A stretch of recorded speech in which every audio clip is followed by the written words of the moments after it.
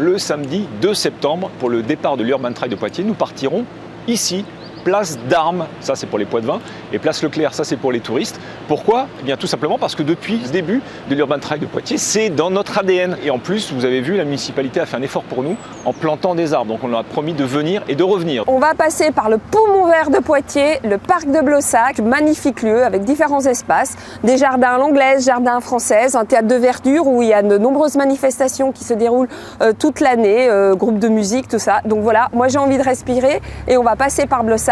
Pas d'inquiétude, cette année, les deux portes seront ouvertes. Après le parc de Blossac, je vous promets qu'on va passer par ce tunnel à proximité du parking Rivaux. Ce sera roulant, on veut vous faire profiter de l'acoustique et surtout du dénivelé pour vous rapprocher des bords du Clin. On va passer par ici un autre poumon vert de Poitiers, l'île aux Tisons, une ancienne friche industrielle réhabilitée en un super espace, incitant la détente, le partage, la convivialité. C'est devenu vraiment un lieu incontournable de la ville, aussi bien l'été que l'hiver. Sur ce tronçon, je vous promets qu'on va passer sur les chemins du bord du Clin. C'est ombragé, vous avez des petits oiseaux avec le vent dans le dos et cette esplanade aussi plate, vous allez voir, ça va envoyer de la caillasse. On va se retrouver ici au Confort Moderne. Le Confort Moderne, c'est un ancien entrepôt d'électroménager. Ça s'appelait d'ailleurs le Confort 2000. Et en 1985, c'est devenu un lieu donc pour les artistes. Il a été complètement réhabilité en 2017 et maintenant c'est très chouette. On peut trouver donc salle de concert, on peut trouver fanzinothèque, des résidences donc pour des artistes qui peuvent venir faire ici des expositions. Et donc voilà, un lieu magique qu'on pourra traverser. Et maintenant, on vous emmène au pied de Notre-Dame des Dunes, donc une statue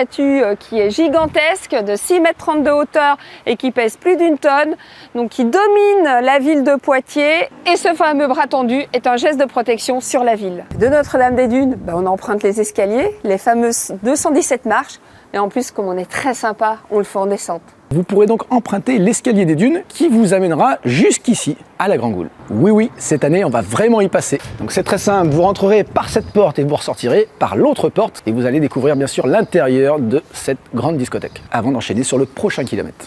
Après une discothèque, on passe à la culture, on va au musée Sainte-Croix, un musée qui a été construit dans les années 1970 et qui abrite d'énormes collections, donc passant de la préhistoire aux Beaux-Arts. Le musée Sainte-Croix organise de nombreuses animations, ateliers, expositions et s'adresse à tout public. Au détour d'un coin du musée, vous allez rencontrer une légende de Poitiers, la Grand Goule. Vous avez traversé la boîte de nuit qui porte son nom. Mais faites attention à elle. Après ce passage au musée, je vous garantis qu'on enchaîne par les jardins d'Arcadie. Ils sont en train de rénover l'ancien diocèse pour une résidence-service personnes âgées. Vous allez rentrer du côté du baptistère, on va ressortir du côté du collège Henri IV et vous allez découvrir ces lieux qui sont pleins de surprises. Et nous revoilà place Leclerc, place d'Armes pour la fin de cet Urban Trail de Poitiers. Et donc vous passerez par la mairie comme d'habitude avec l'escalier central, vous allez adorer. Allez, à très vite, rendez-vous le samedi 2 septembre. Urban Trail de Poitiers. N'oubliez pas de vous déshydrater.